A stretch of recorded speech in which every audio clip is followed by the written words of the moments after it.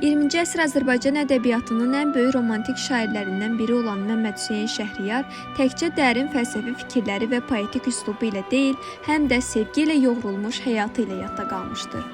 Onun yaradıcılığının mərkəzində duran ən böyük ilham mənbələrindən biri isə Səkinə xanıma olan saf və yarımçıq qalmış məhəbbəti olmuşdu.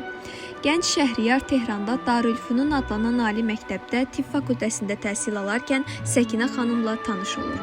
Onların tanışlığı təsadüfi olsa da, bu qarşılaşma gənc şairin həyatını tamamilə dəyişir.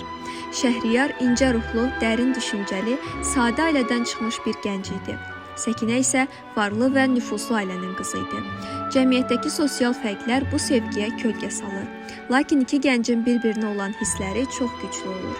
Səkinənin ailəsi bu münasibətə qarşı çıxır və qızını başqa bir şəxslə evləndirir. Bu hadisə Şəhriyarın ruhuna dərin yara vurur.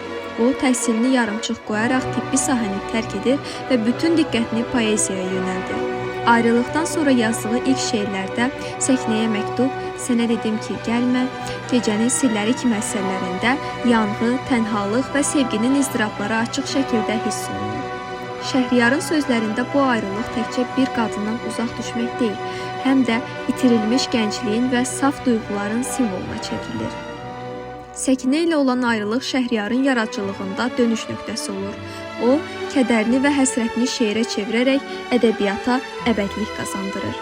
Zaman keçsə də Şəhriyar Səkinəni heç vaxt unutmur.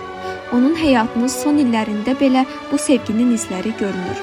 Tənqidçilər haqlı olaraq deyirlər, əgər Səkinə xanım olmasaydı, bəlkə də Şəhriyar bu qədər böyük şair olmazdı. Bu hekayə göstərir ki, həqiqi sevgi bəzən qovuşmaqla deyil, yadda qalmaqla əbədiləşir.